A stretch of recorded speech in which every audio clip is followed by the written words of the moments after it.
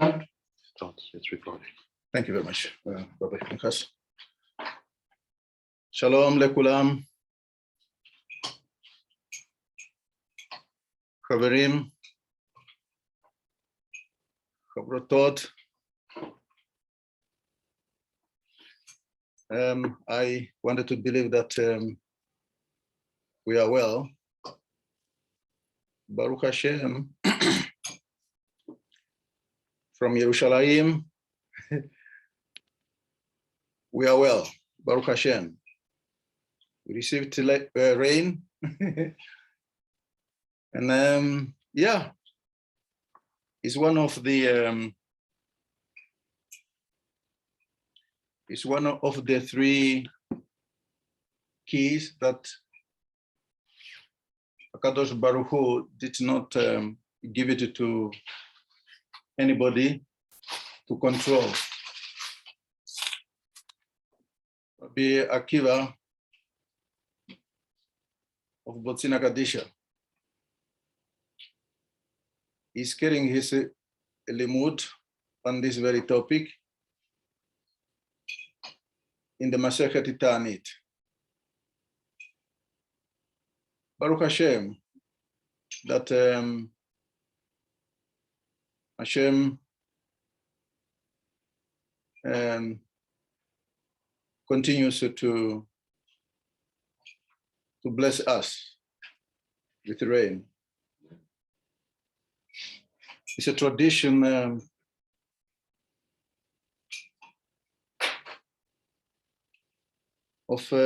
Botzina Kadisha that before we start our limudim, we devote a few minutes to halachot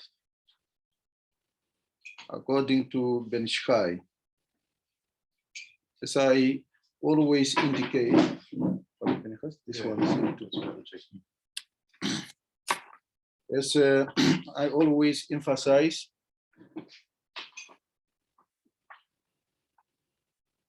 although I'm using the English translation of Ben Ish Chai's halachot, this translation was made by somebody who is not of the same minhag of Ben Ish Chai. So therefore, there are a number of additions here and there that he made according to his own minhag.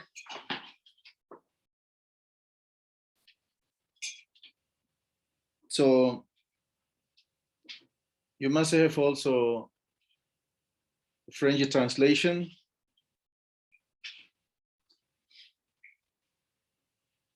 You must probably also have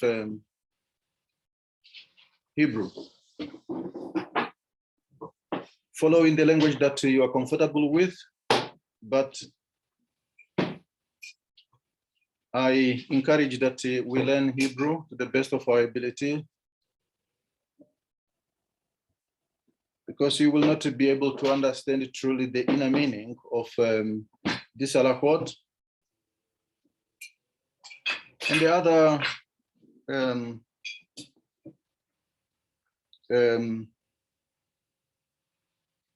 teachings or Hebrew writing, if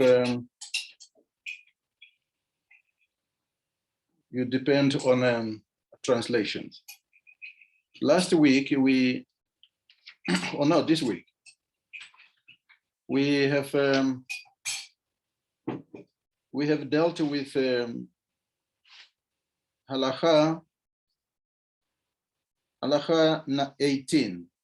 Today we are proceeding with halakha 19. We proceed with halakha 19, and it reads as follows: when the Kohanim bless the congregation, the latter should stand facing the Kohanim with their eyes closed. Who is being referred to as the latter here? Meaning the congregation. We must not look according to this halakha, we must not look to the Kohanim. One should not let one's attention. Rabbi Okuma, welcome. Shalom, Rabbi, shalom. Mashlomcha. Baruch Hashem. I believe your family is well. Baruch Hashem. Toda rabba. So we have, we said it's our tradition to devote a few minutes to learning halakha, or halachot, according to Ben Shchai, and I know that you are familiar with. That's correct. Good. Halakha number 19, according to the Pasha of the week, one should not let one's attention wander to anything else, or look at the Kohanim, or at anything else, but behave as if one were praying the Amidah, paying full attention to the bracha, or to the blessing. It's a common among the congregate, particularly in this age of information and technology. The Kohanim are there. Although he finished earlier, the Amidah, and you find them, those individuals, on their cell phones, busy. No. Halakha continues. Those standing behind the Kohanim, as well as those standing to their sides, are not included in the blessing. Only those standing in front of the Kohanim are included. But it is not necessary to stand directly in front of them, even though it is preferable to do so if possible. It's a straightforward. You don't need to be on their side. The side. Halakha continues. If you want to pray it at home by oneself and did not hear the priest's blessing, one should recite the petition, beginning with Ribon Shel Olam, Betuvacha Agadol Ve'asadecha Arabim, after concluding the Amidah. I personally did not know this specific halakha.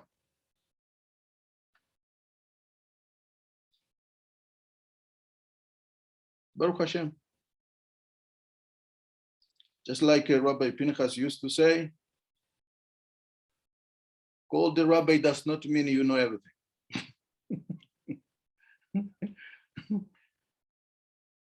Halakha continues.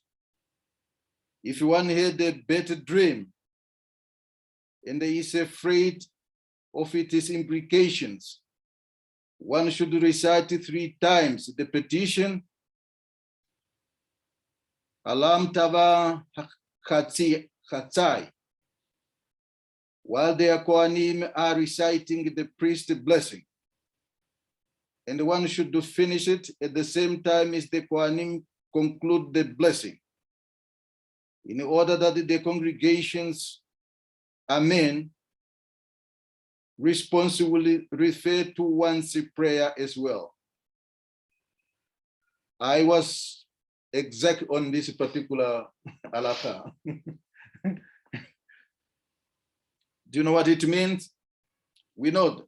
No, we know what it means. We know this blessing.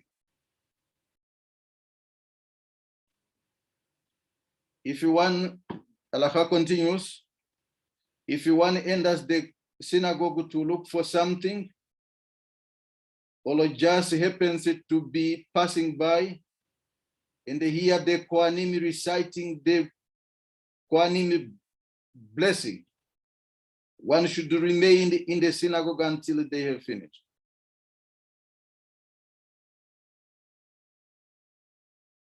I remember I was passing one place. It was not during the Corona time. And I find people were davening outside. And no, it was during Corona time. And it was exactly the time of the Kohanim were also took their stand to bless the congregation.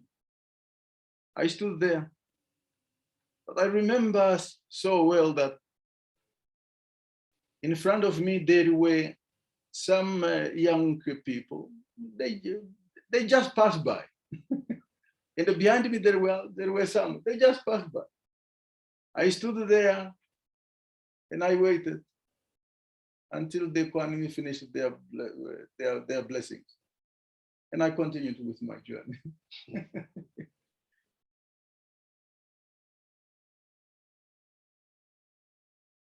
Halakha continues.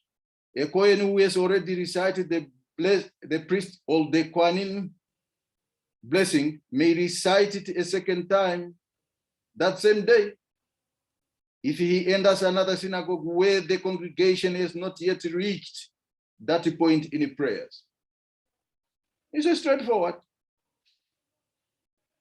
This is about the Kohanim, but it's also about us, that we know this halakha, that we are not trapped one way or the other in a situation.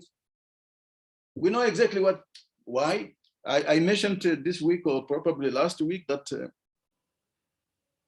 and it's carried by Ben Shchai.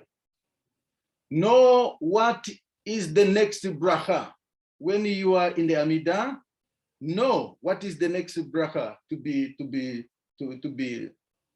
or yeah, the next bracha to be recited by Shliach HaTzibur.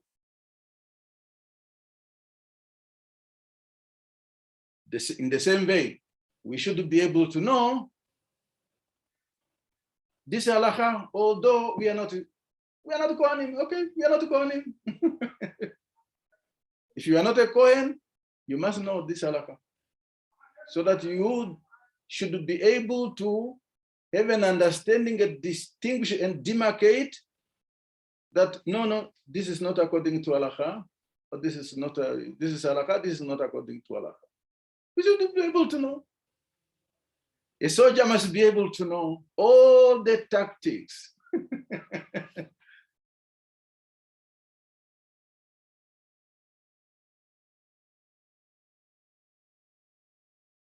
The Kohen here, permit me to emphasize this one.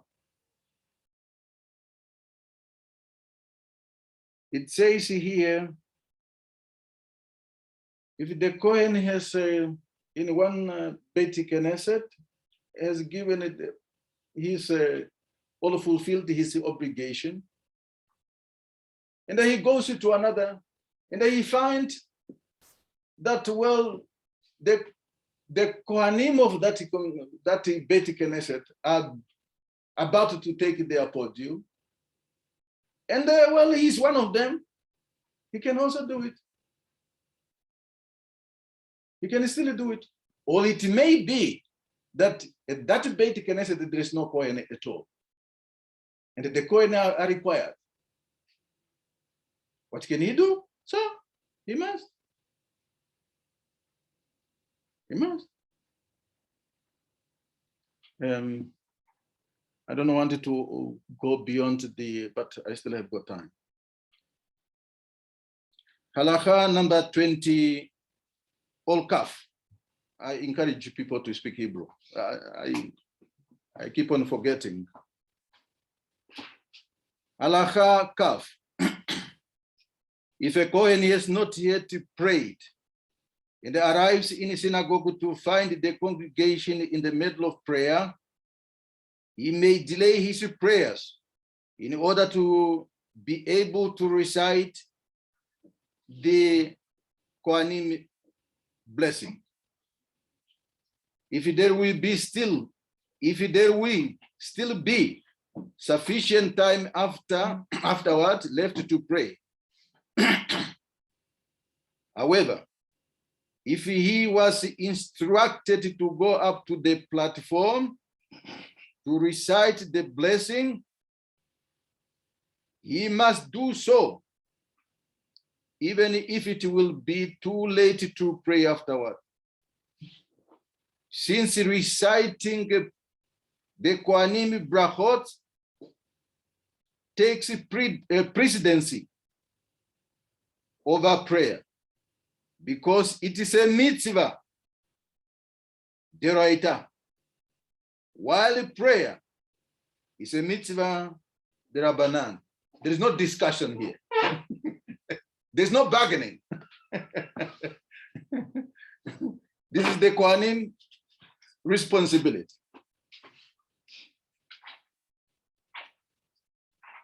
Halacha 20 or Kaf Aleph. If a Kohen is in the middle of reciting Kriyat Shema, when the Shliach HaTzibur is nearing the end of the repetition of Amidah and about to reach the priest's blessing, he should finish reciting Kriyat Shema quickly, even while on his way to go up to the platform, in order to be able to recite the Kohanim brachot. Why these two? Is it because also Kriyat Shema is the Deraita, not the Derabanan? He cannot pass one for another. Halacha continues. It's very long, eh?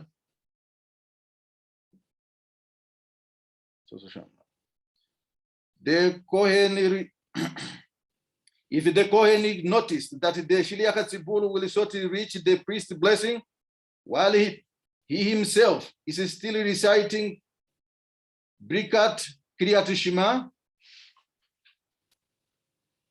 he should stop. He should stop and wait between paragraphs, where one may interrupt for certain things. Between, not in the middle of reciting any of those three paragraphs.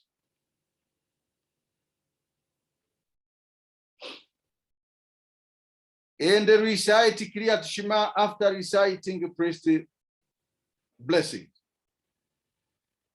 If a Kohen commences a Kriyat Shema before realizing that the Shliach HaTzibur has already begun Retzeh, that is, and is unable to finish the time to recite the priestly blessing, he should move from his place at the Brikat Havodah and finish the paragraph which he is reciting. He may then recite the priestly blessing between paragraphs of Kriyat Shema and finish reciting the rest of Kriyat Shema afterwards. However, if the Kohen did not realize until after the Shliach HaTzibur has concluded the Brikat Havodah, he may not subsequently mount the platform to recite the priestly blessing. Since if the Kohanim have not left their place by the Brikat avodah, they may recite the blessing. The most lenient opinion, according to one source, Magen Avraham, rules that if a Kohen is in the middle of praying the Amidah, he may not interrupt it to recite a priestly blessing, unless it's specifically requested to do so. When the Shliach HaTzibur recite Retzeh, and he himself has already reached the end of the bracha, Uluchal Nae Leodot. However, other authorities disagree with the Magen David, and the rule that he may not interrupt the Amidah at all, just as one may not interrupt to answer Kaddish or Kiddusha. However, even if the Kohen has already recited the bracha, Ulucha Nae Leodot, it is unfeasible for him to recite the priestly blessing, since in order to recite it, he must already have left his place at the Birkat Havodah, which he certainly did not, as he was praying the Amidah, and they would only have had to do so if he were specifically called to recite the blessing. And he should not have been called up as everyone would see that he was praying. Last paragraph of the same halacha, Kaf Aleph. Thus, even according to Rabbi Moshe Mitzal, it's one of the source, who rules it, not once the source, but one of the authorities, who rules that if requested, the Kohen must interrupt his prayer to recite blessings, priestly blessings. A Kohen who is praying the Amidah, when the Shliach HaTzibur reaches the priestly blessing, may not interrupt his prayer to recite it.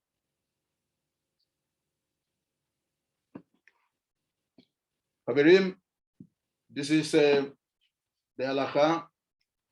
This is what we have learned from this halachot according to Ben Shchai. If there is no question because of our time, I'm open for any question. Any question, Tzadikim? Oh, it's only, okay. Online is Chief Okuma. Okay, no question. Go on. Thank you. Baruch Hashem. We will go now to the main limud.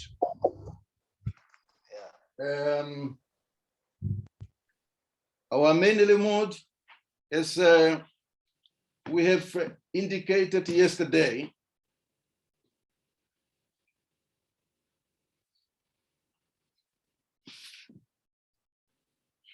is about the mission.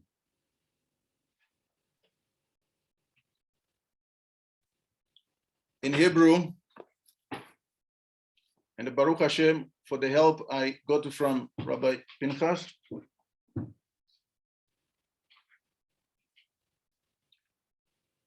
the mission, we know we undertake some responsibilities, either for the family or for the rabbi or for the country, and so forth. You are tasked to go and do something. You are on a mission.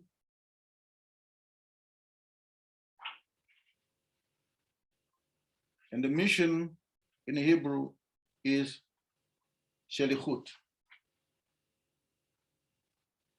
The mission, all mission.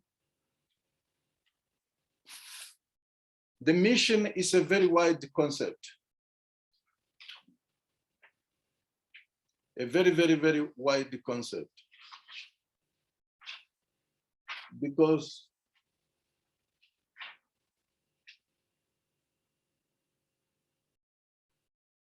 everything in this world, everything.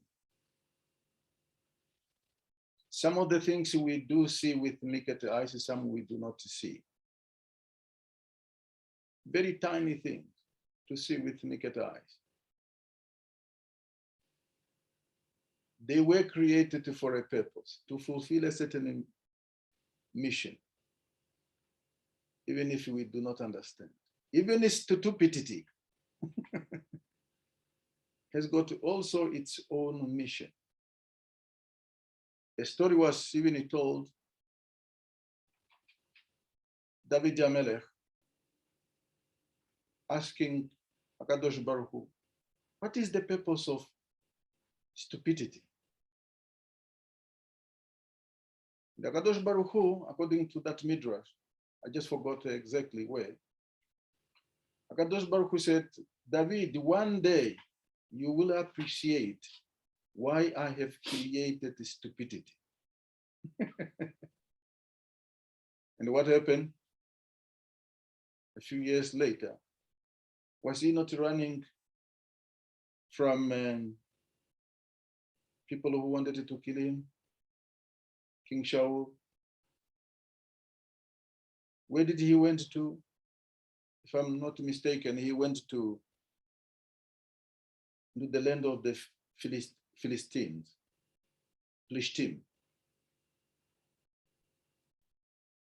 He disguised himself as a mad person,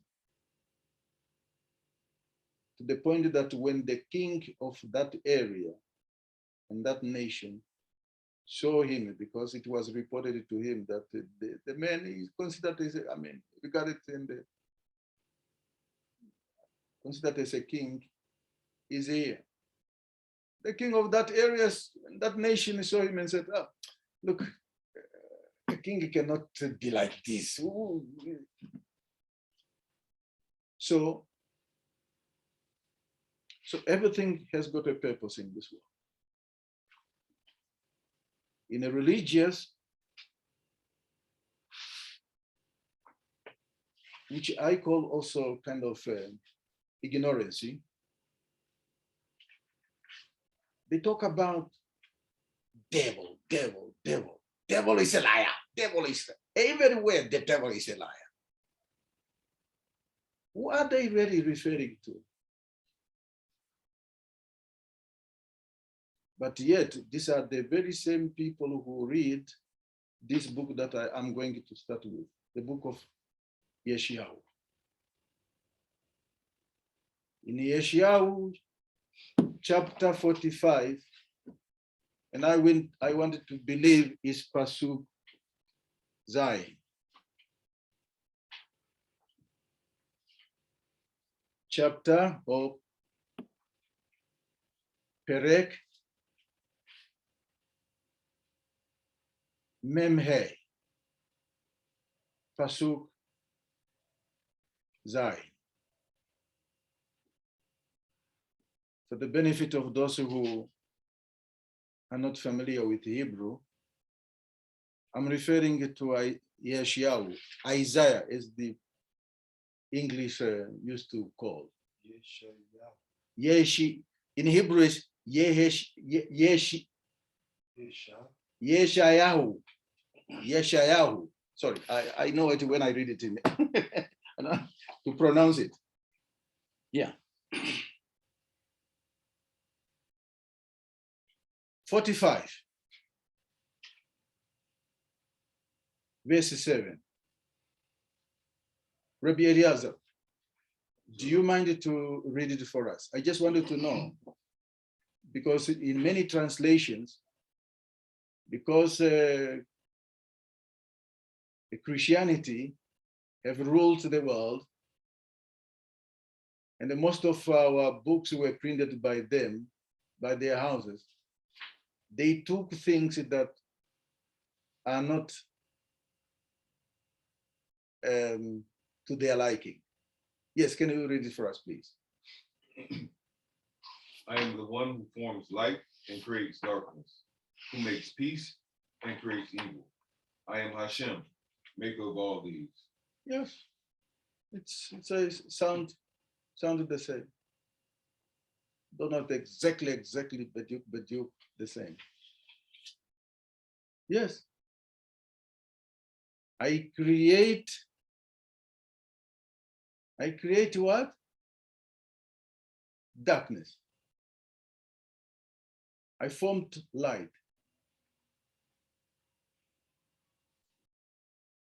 I quoted this pasuk sometime that this pasuk, it refers to the three worlds: the world of Bria, the world of Yetzirah, and the world of Asiya. So Hashem, Sadiq, welcome. Hashem said, I created evil. Wait a second. How does then evil manifest? Ra, how does it manifest in this world?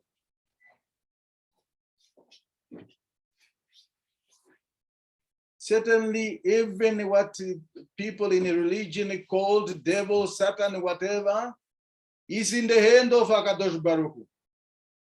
He is fulfilling his duty.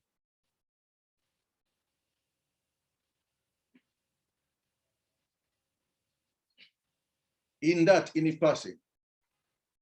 My limud today, I wanted to start off with Yeshayahu.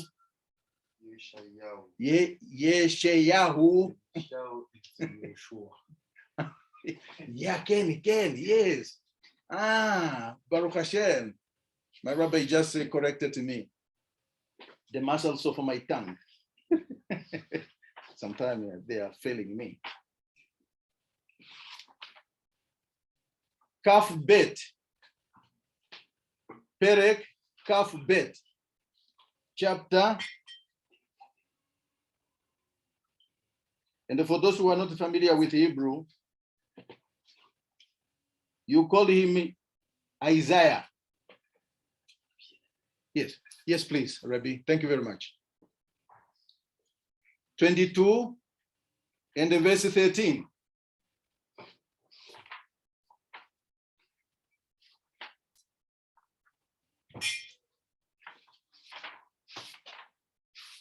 Rabbi Eliezer, can you read it for us, please? In a language that is comfortable with you. I'll read it in Hebrew.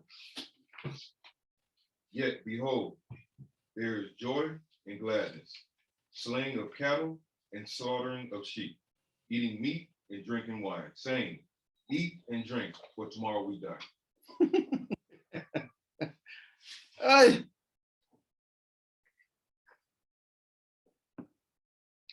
In Hebrew, it would read as follows. Vehine, Sason vesmicha harog, bakar veshachot, tzon, achol basar, veshatot, yain, achol veshato, ki machar. Namut. Now the question is eating and drinking a bad thing? Why did the Navi or the prophet come so strong with the concept of or rebuking the people on eating and drinking? Could it be that perhaps that generation has degenerated to consider and regard life as just eating and drinking?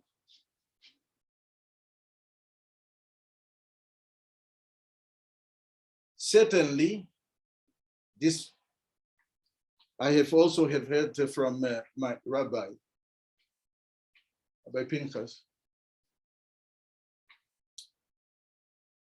Eating is not the purpose. It should be, is something that should be with the kavanah. Because there is something in food. But from what the Navi is describing, it looks that people have degenerated to the point of making eating and drinking as the way of life. That is to my view. And the people who have generated to that point, their spirituality have truly degenerated. They do not probably see the essence of their mission in this world. And bear in mind, the concept of eating is also, has got also, it's a mystery also. Because we know that within eating, we are releasing the soul that are entrapped in those food. But if we do not see that, the opposite always happens. That is, those souls becomes problematic to us. And we may, Chas v'shalom, degenerate even worse than they were.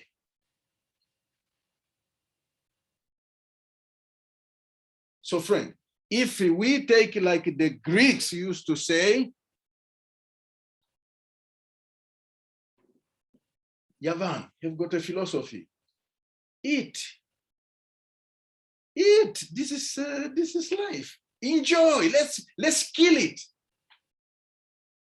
That should not be the way of a Jew. Because once that becomes a way of life for a Jew, his mission is obscured by the prevailing culture. And the possibility is that you will never even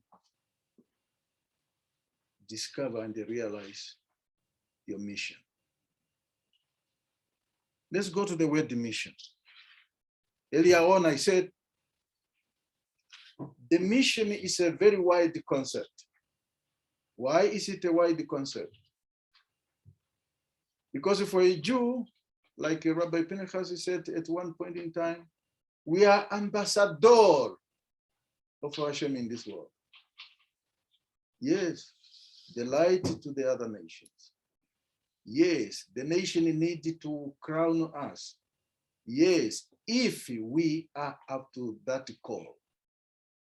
If not, Chas v'shalom, the opposite will result. Then Shchai went on to say,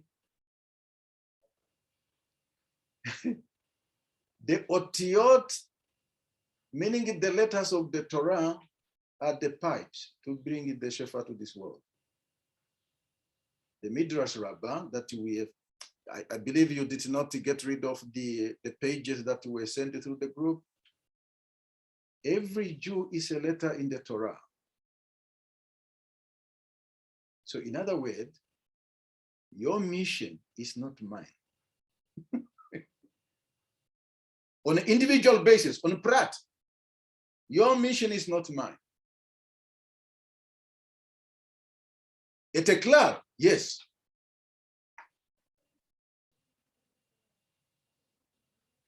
In this, it tells us also that we do not truly need to make a competition. Not in anything. If you are given, like the Chazal in the Pirkei Avos used to say, if you have learned much Torah, do not boast. That is how you were created. Oh, I have got a very nice voice, yes, Shlikhut Tzibur. Oh, fire, fire, fire. No. You were created for that very purpose. The mission. You are not a Kohen, or maybe you are a Kohen. Your mission is different from mine. I'm not a woman, but I'm a man. My mission is different from yours as a woman. So vice versa. We do not need to make a competition. Just as like we don't need to make a competition with the non-Jewish world. Know your stand, know your classic, as Rabbi Pinchas used to say. Their mission in the world is different from ours. Teach them, yes.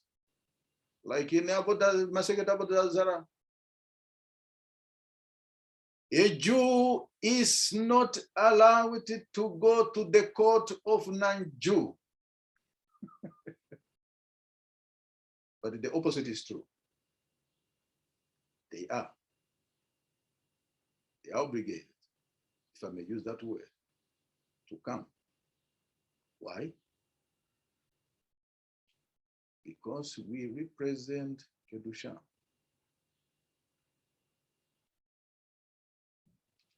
Even if in that court there is a Jew, you are not allowed to go there.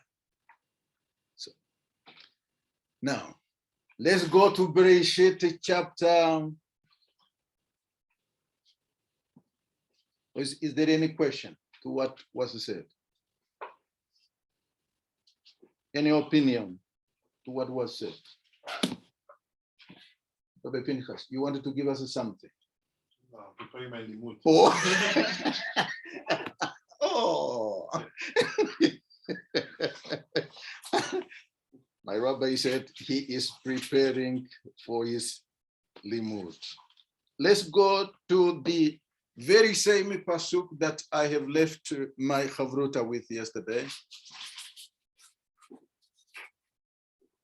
That is Bereshit.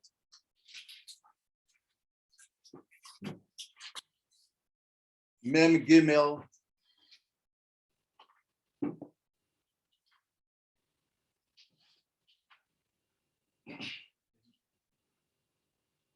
Pasuk Aleph.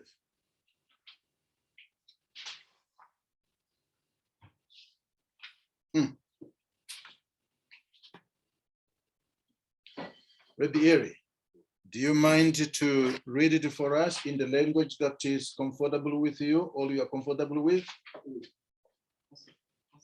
Oh, okay. Please, Bebekasha. It will be an honor.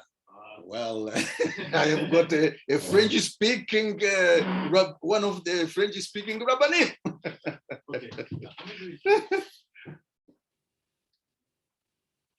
No, בסדר.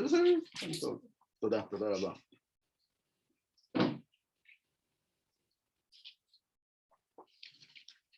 Thank you. While you are there, can you pass me Masechet, order, Seder, your bed, yes. Moed. Okay. תודה רבה.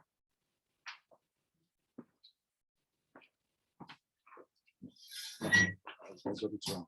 Sorry. Just a second. No, I got it wrong.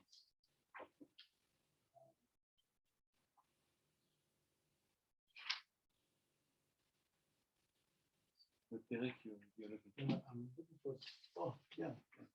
No.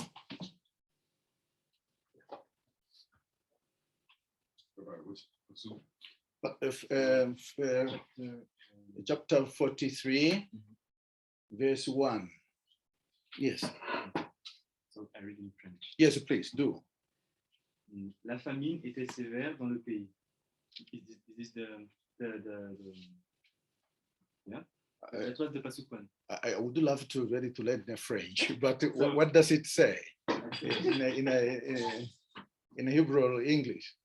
In English, it says the famine Yes, that's right. That is the one. Yes. was severe in the land. Yes. Yes, that's the one already. Yes. Yes, I need some tissue, please.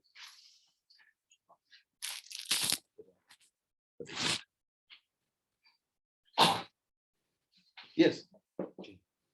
I continue. Yes, continue. Just that.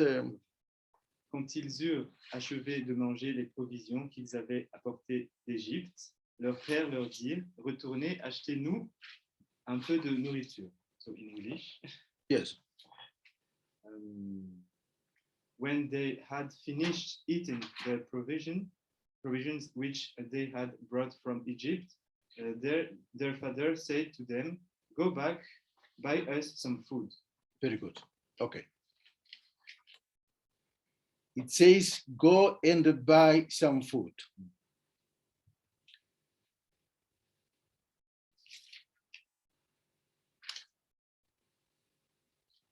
Let's go back to chapter 42. We have that one in mind. And this is the very one I left the my chavrutot with. 42. Yes, please. Yeah, Pasuk Aleph. Yes. Excuse me.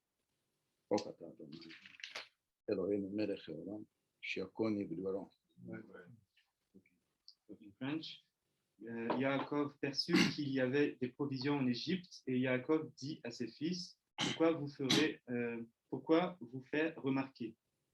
I read the two passages. Just one. Okay. So the 42 in English, he said, Yaakov perceived that there were provisions in Egypt. So Yaakov said to his sons, why do you make yourself conspicuous? Why you make yourself visible?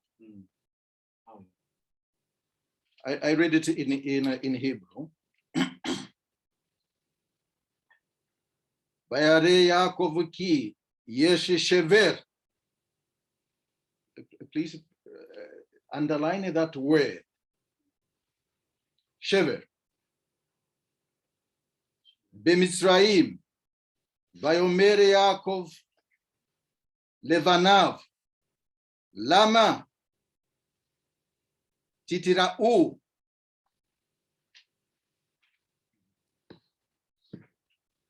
Dear friend, the beginning of Am Israel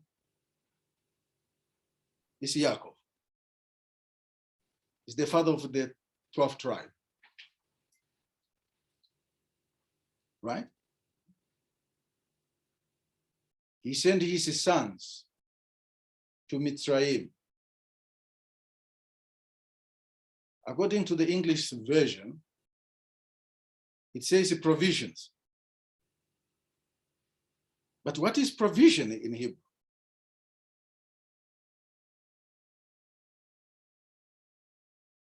But it used the word shever.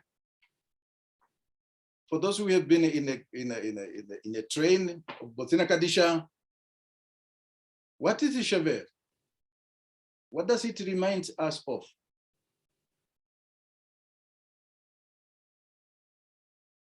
Shever. Even we touched this. Oh, Rabbi Pinchas gave a shiur last night for those who were here. On that. In other translation, it says seed, right? Mm-hmm. There is wheat, seed in the Mitzrayim.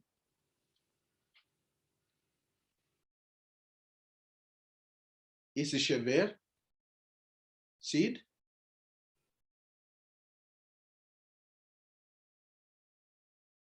Certainly not. What is a seed in Hebrew? I'm sorry that I just forgot and I remembered now. Yesterday I indicated that I may here and there use my vernacular, which is Oshuambo in Namibia, in Angola, southern Angola.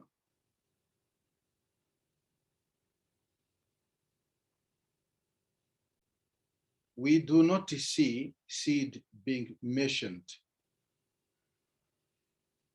in that very pasuk, because the seed, according to the Mishnah,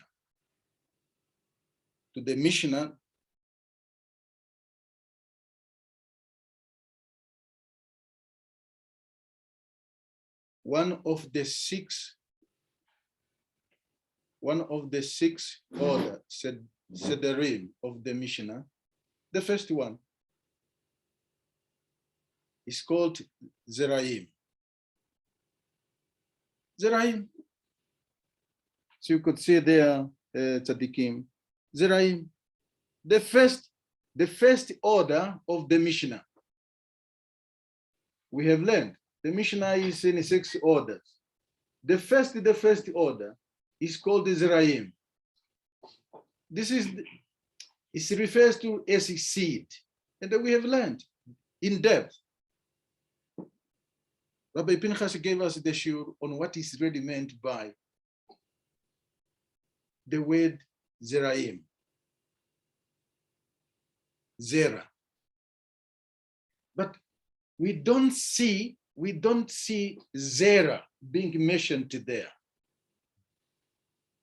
of which I not that of which I consider. The word that is mentioned there that I have emphasized that we should underline, it reminds us of a spiritual world where the 7 kings originated from.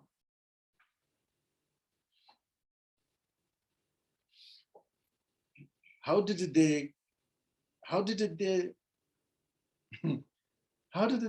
7 kings came about? There were a world called the world of Nicodim.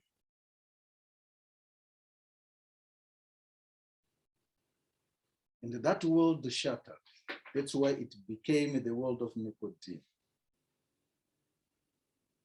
It is the 7 kings, when they shattered. Shevarim, it means shattered. When they broke, their fragment fell. Where did they fall? It was understood by the patriots that mostly those fragments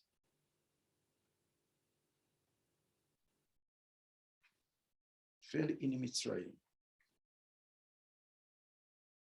And I wanted to ask my rabbi when he's here.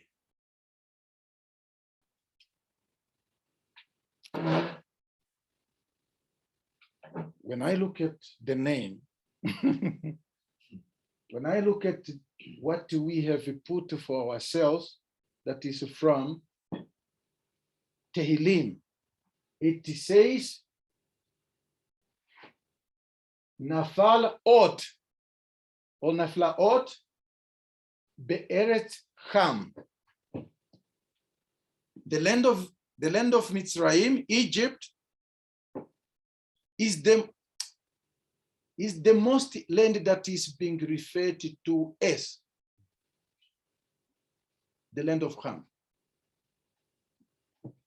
Rabbi Pinchas.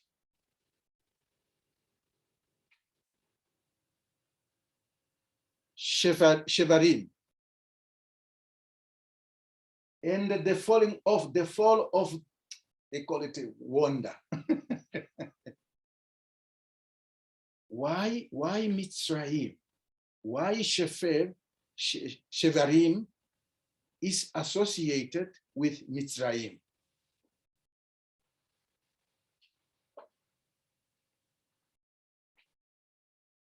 You know,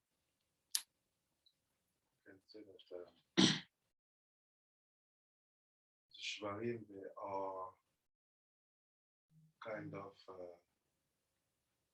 the left part of the dot. The leftover of the dot. Which are the gvurot, which are the feminine waters. So when they fall in the throat. The throat is metzer. So what is the spiritual aspect of Egypt? Is to be the throat of spirituality. That's why it was in Mitzrayim.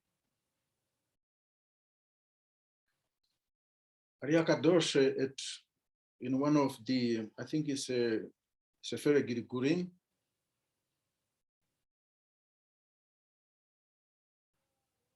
there's, if I understand it well, he says that the last Gilgulim of Adam Harishon's children, he brought into being during 130 years, were reincarnated in Mitzrayim. Right? So it looks, for me, the way I understand, a bit I understand the teaching of Ariya Kadosh, and what Yaakov Avinu dispatching his children to go to Mitzrayim, for me, is the first mission that is a prototype to what a Jew was sent to this world for. Together, the lost sparks. And these lost sparks, they are not really lost in the sense of the word. They are trapped. They come in a form of convert too. They come in a form of convert.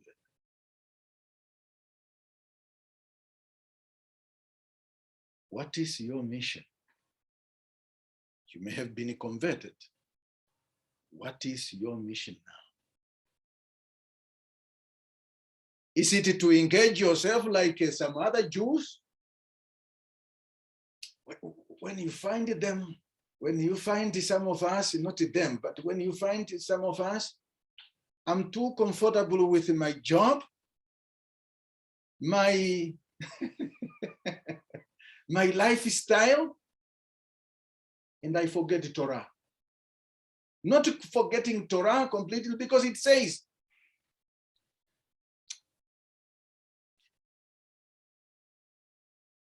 learn Torah day and night. It's a pasuk in Yeshayahu. I think it's chapter 1, verse 8, I believe so.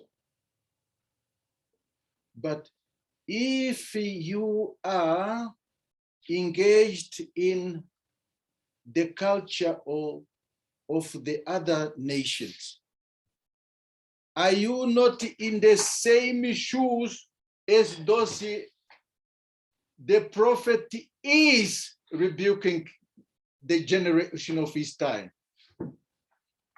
We may be, or it could be.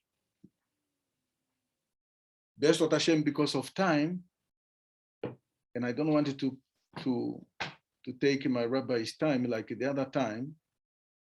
Chaverim, I want to enter my limud for today at this very note.